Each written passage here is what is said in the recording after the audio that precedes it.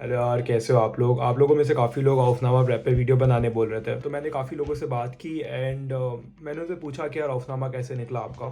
And इस video में मैं उस मेथड्स को समराइज़ कर दूंगा, तो इस वीडियो को बिल्कुल आखिरी तक देखना क्योंकि ये वीडियो आपके लिए हेल्पफुल होने वाला है। पहली बात मैं आप लोगों को क्लियर कर देता हूँ, इट डजेंट मैटर आपका जर्मन का लेवल क्या है। It doesn't matter at all कि आपका लेवल B1 हो, B2 हो या C1 हो, बिकॉज ऑफनामा का एक पर्टिकुलर पैटर्न है। You just need to understand that pattern कि यार क्वेश्चन सॉल्व कैसे करना है।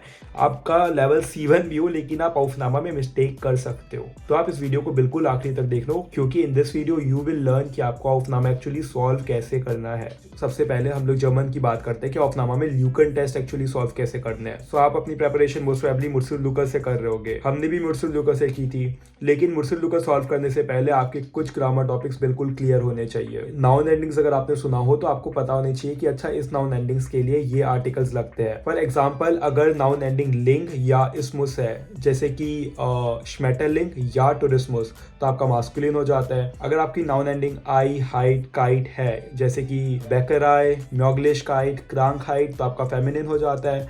अगर आपकी नाउन एंडिंग शेन या मेंट है, जैसे कि मेडशन या फिर मोन्यूमेंट, तो आपका नॉइट्रल हो जाता है। ये सारी चीज़ें आपको अच्छे से पता होनी चाहिए। अगर आपको नाउन एंडिंग्स पता चल गई तो आपको तीनों आर्टिकल्स बेस्टिम्ड, उनबेस्टिम्ड, उननेगेटिव आर्टिकल अच्छे से पता होने चाहिए। आपको रटा होना चाहिए कि यार अगर बेस्टिम्ड नॉमिनेटिव नॉइट्रल का केस है तो डास लगाएंगे, एंड अगर उनबेस्टिम्ड मास्कुलिन डाटिव का केस है तो आइनम लगाएंगे। ये चीज़ें आपको बिल्कुल अच्छे से पता होनी चाहिए। आपको हर प्रपोजिशन उसके केस के साथ पता होना चाहिए।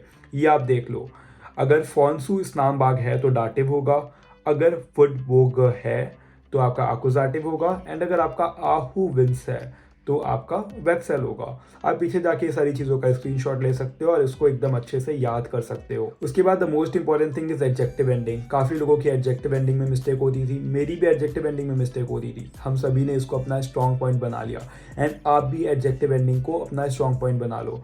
आप देखो कि अगर बेस्टिम्ड आर्टिकल का केस है तो ये एडजेक्टिव एंडिंग्स होनी चाहिए, अगर उनबेस्टिम्ड आर्टिकल का केस है तो ये एडजेक्टिव एंडिंग्स होनी चाहिए, एंड अगर ओनर आर्टिकल का केस है तो ये सारी एडजेक्टिव एंडिंग्स होनी चाहिए। I told you the most important grammar topics. अब हम लोग बात कर लेते हैं कि मुर्सुल्लू को एक्चुअली सॉल्व कैसे करनी है। कॉज मुर्सुल्लू का आप भी सॉल्व कर रहे हो एंड वो हर बंदा जो एग्जाम देने आ रहा है वो भी सॉल्व कर रहा है, तो आप एक्चुअली मुर्सुल्लू को सॉल्व कैसे करोगे कि आपका औफनामा में क्लियर हो जाए। तो सबसे पहले आप 60 मिनट्स का टाइमर लगा लो, एंड उस 60 मिनट्स में आप 6 से 8 ल्यूकन टेस्ट सॉल्व करो। आप ल्यूकन टेस्ट सॉल्व करने में 1 घंटा लगाए, लेकिन आप एनालिसिस में 2 घंटे भी दे दो, फर्क नहीं पड़ता। आपको एनालिसिस काफ़ी अच्छे से करना है। आपको देखना है कि आपकी ग्रामेटिकल मिस्टेक्स कहाँ हो रही है, क्या आपकी मिस्टेक्स नाउन एंडिंग्स में हो रही है, क्या आपकी मिस्टेक्स आर्टिकल्स में हो रही है, क्या आपको वोकैब नहीं पता। अगर आपको वोकैब नहीं पता तो आप उसी टाइम जितनी भी वोकैब नई वोकैब दिख रही है आप उसी टाइम उसको याद कर लो। मैं क्या करता था, एक एंकी ड्रॉइड करके एप्लीकेशन है, मैं उसको यूज़ करके अपनी वोकैब प्रैक्टिस करता था। As you can see in this application, यहाँ पर 3 फोल्डर्स बने हुए हैं, B1 ऑफनामा, B2 ऑफनामा प्रोफोंग and B2 ऑफनामा प्रोफोंग 25th। So basically मैंने B1 के लगभग कुछ 100 वोकैब्स किए थे, B2 के मैंने 27 एंड एक दिन में किए थे मैंने 27, एंड B2 के दोबारा मैंने अगले दिन 35 वोकैब्स कुछ किए थे। तो अगर अपन B1 ऑफनामा में जाते हैं तो यहाँ पर क्वेश्चन आता है बिक्लाइडेड, इसका मतलब क्या। अगर इसका मतलब मुझे पता है तो I will say show answer, नहीं पता है तब भी I will say show answer. तो बिक्लाइडेड का मतलब होता है ड्रेस्ड या फिर क्लोथ। अगर इसका आंसर मुझे पता था आई विल से ईजी, नहीं पता था आई विल से हार्ड। बीच में भी ऑप्शंस दिए हुए हैं, इसके अकॉर्डिंग मैं चूज़ कर सकता हूँ।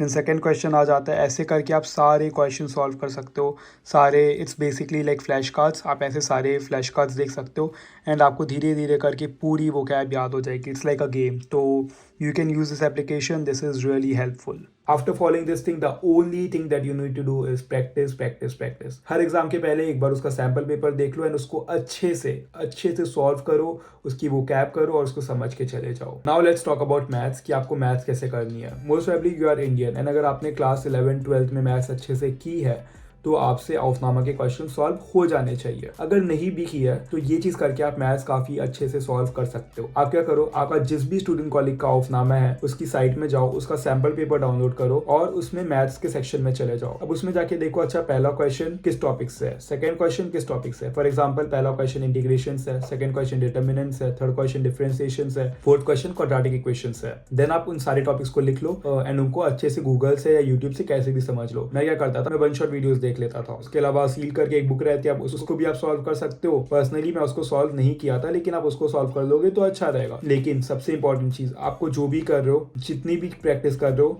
पेपर आपको फुल कॉन्फिडेंस के साथ देना है। भले तक आपने मुर्सुल दुका के 10 क्वेश्चन सॉल्व किए हो, लेकिन पेपर ऐसा दो कि आपको सब पता हो। Confidence plays the most important role.